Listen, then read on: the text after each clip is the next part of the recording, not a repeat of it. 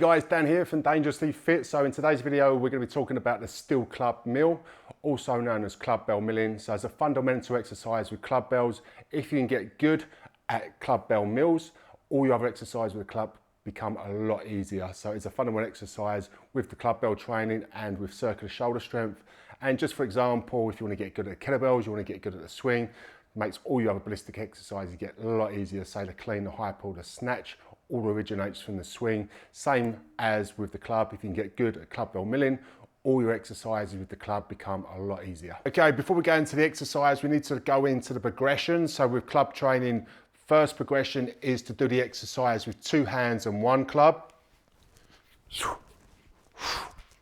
Once you can do the exercise with two hands and one club, then you can go one club, one hand.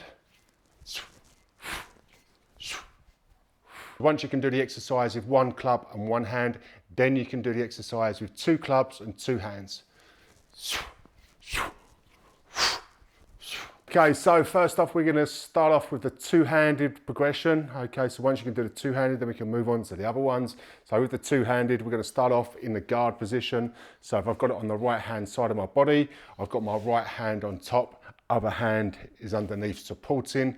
Okay, from here, elbows tucked in nice and tight. So we're actually going to break down the exercise into two parts. So there's a bottom circle, a bottom half circle, and then the top half circle, and then we combine it together into one seamless exercise. So the first one is a 180, or what I call a 180.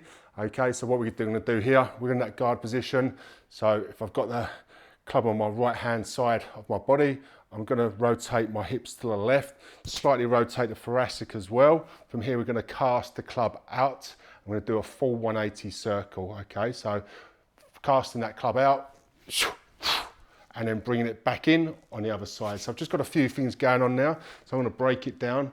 So what I want to do is, I've got a hand, okay, in the guard. So from here, I'm going to rotate the hips, rotate the thoracic, cast it out, full arm lock, shoulder down and pack down. Okay, so from here, I'm shifting my weight to the opposite direction. So if I'm casting the club to my left, I'm shifting the weight to my right, just to counter that weight, because if I stand too upright, and I cast the heavy club out this way, it's going to pull me over with the club. Okay, so as I'm casting the club to my left, I charge my weight to the right. Okay, as the club comes towards my center line, I've got my weight evenly distributed over both feet. And then as the club comes towards my right, then I shift my weight to my left to counter the weight. Then I'll bring it back into that guard position. Okay, so I'll just do a few reps just to show you what that looks like. Again, start off in the guard. Okay, rotate the thoracic, cast the club out, full arm lock, bring it back in, catch it in the guard, rotate, and then go again.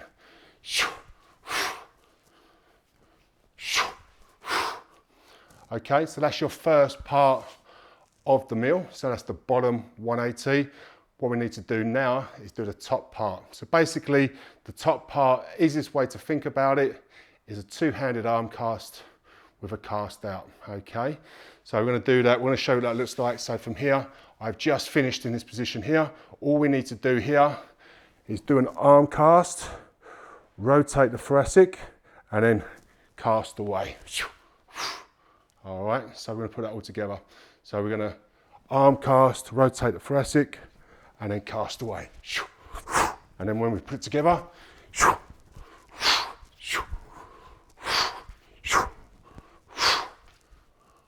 okay, so that's the two-handed mill covered.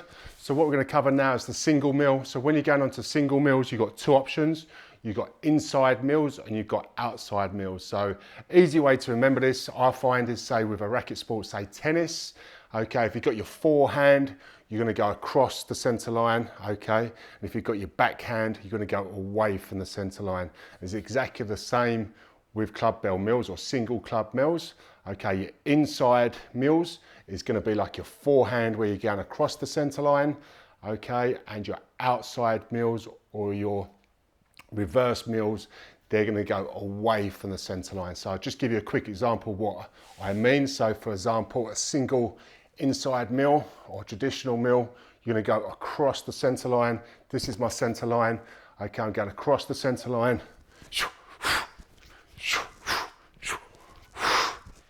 Okay, into there. And if I want to do a reverse mill which is like a backhand, where you're going away from the center line. I'm going to cast it away.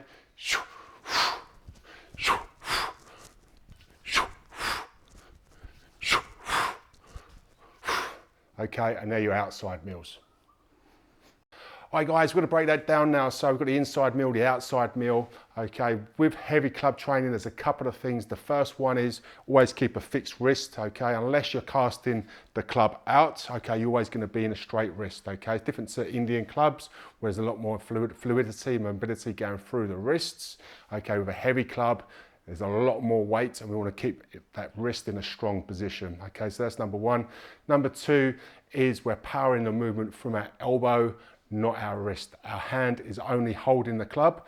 The movement's coming from the elbow, okay? This is where people struggle with going with heavier weights.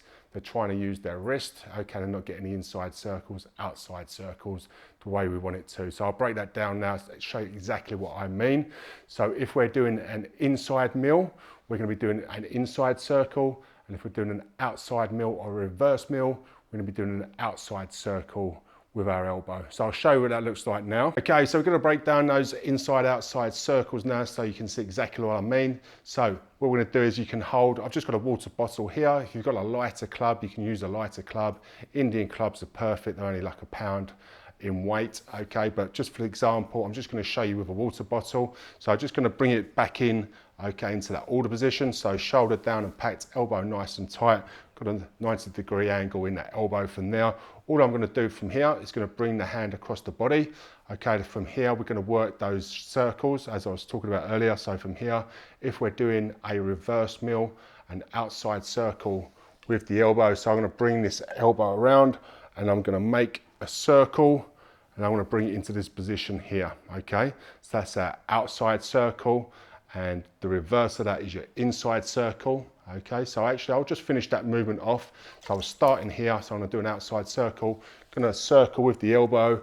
I'm going to bring that hand into the sword into sheath position. From here, all I need to do is cast the club away, bring it across the body, okay, and then outside circle, sword in sheath, cast the club away, outside circle, cast the club away.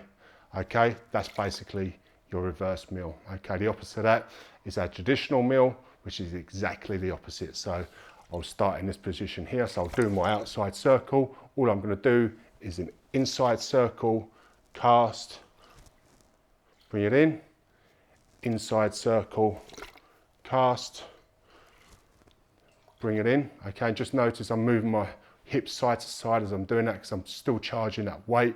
If I've got like a heavy 45-pound club on this side of the body, last thing I want to be doing is standing up straight. If I cast it away, it's just going to pull me off balance. I always need to be charging my weight from side to side. So still club training is very different to say Indian club training. So with the Indian clubs, it's more about speed. It's about how fast you can move, not about how heavy you're lifting.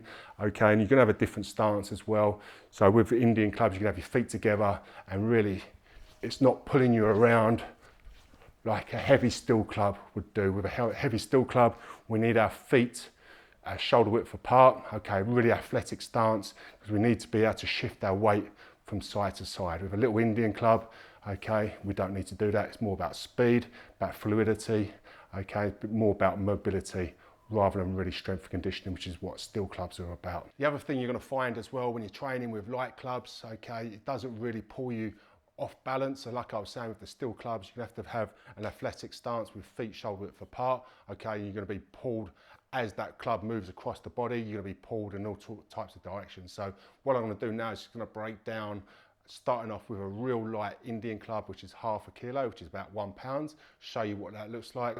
So we go for speed.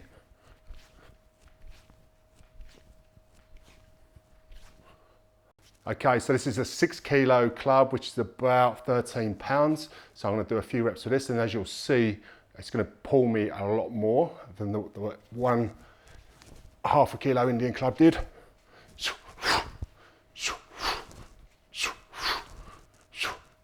Okay, so this is a 10 kilo club, so it's going to be pulling me even more around. So as a general rule, the heavier the club, the more exaggerated the movement and the slower the movement. Okay, the lighter the club, the faster the movement, and the less it's going to pull you around, less exaggerated you're going to be. This is the 10 kilo.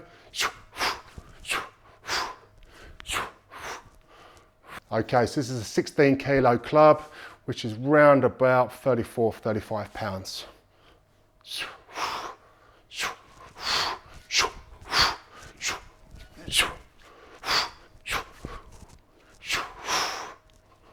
Okay, and lastly, this is a 20 kilo club, which is around about 44 pounds, I think. This is the heaviest that we make. So from here, this is really going to pull me off balance a lot.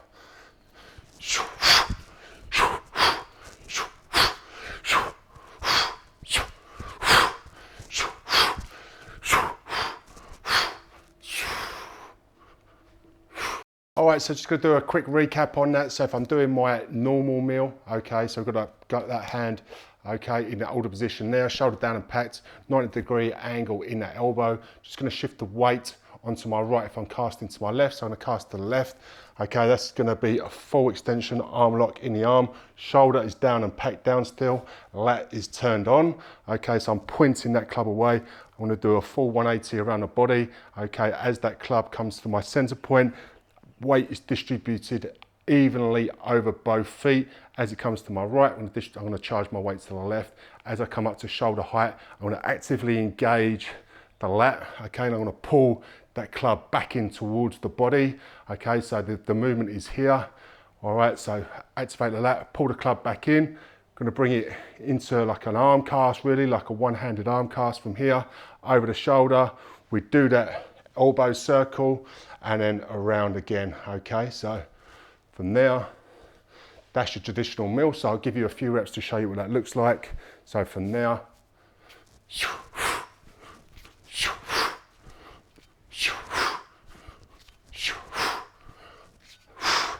and I'll just show you a few reps from behind as well. So from here, casting out.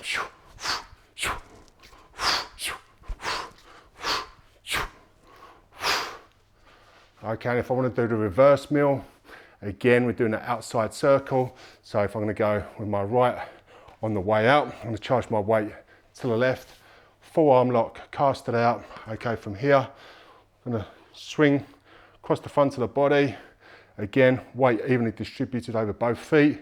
And then from there, as you bring it around, we do our elbow circle. Okay, arm in sheath, cast out again.